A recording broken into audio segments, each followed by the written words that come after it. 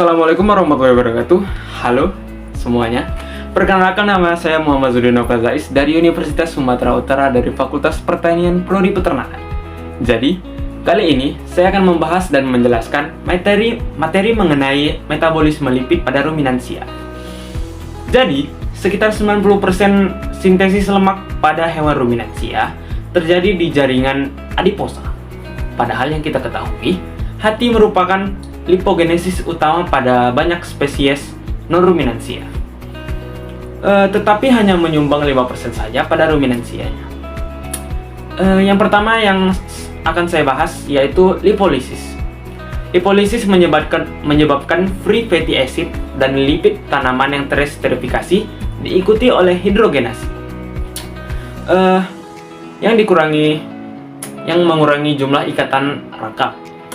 Rumen dan retikulum pada ruminansia merupakan organ pencernaan yang penting dalam mencerna dan memetabolisme lipid.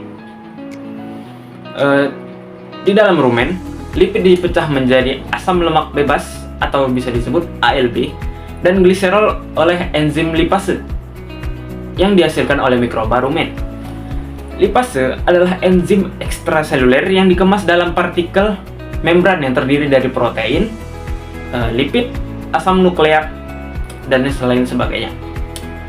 Jenis lipid yang dapat dicerna oleh mikroba rumen antara lain adalah trigliserida, fosfolipid, dan glikolipid. Asam lemak juga dilepaskan dari galaktolipid dan fosfolipid tanaman ketika lapisan ini diinkubasi dalam kandungan ruminal. Hidrolisis teresterifikasi ini disebabkan oleh berbagai galaktosidase dan fosfolipase yang diproduksi oleh mikroba ruminal. Selanjutnya, yang kedua, saya akan membahas biohidrogenasi. Biohidrogenasi adalah proses penambahan atom hidrogen ke ikatan rangkap pada asam lemak tak jenuh, sehingga mengubahnya menjadi asam lemak jenuh. Proses ini dilakukan oleh enzim mikroba yang disebut hidrogenase. Biohidrogenase penting untuk ruminansia karena bisa meningkatkan stabilitas asam lemak, mencegah keracunan asam lemak tak jenuh, dan meningkatkan produksi susu. Lalu selanjutnya yang terakhir, saya akan membahas sintesis asam lemak mikroba atau SFAM. SFAM merupakan sumber asam lemak penting bagi ruminansia, terutama asam lemak esensial yang tidak dapat diproduksi oleh tubuh ruminansia itu sendiri. SFAM diincorporated ke dalam protein mikroba dan dinding sel mikroba, yang kemudian dicerna dan diserap oleh ruminansia. Ada beberapa faktor yang mempengaruhi metabolisme lipid pada rumen.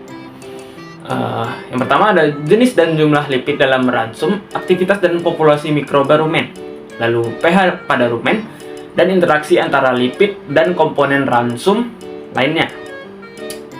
Dan poin terakhir yang dapat saya sampaikan yaitu memahami proses pencernaan lipid dan metabolismenya di rumen retikulum ruminansia sangat penting dalam konteks nutrisi hewan ternak.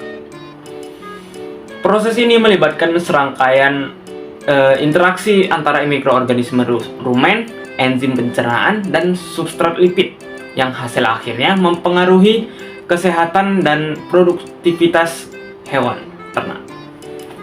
Mungkin itu saja dari saya. Mohon maaf jika ada salah kata.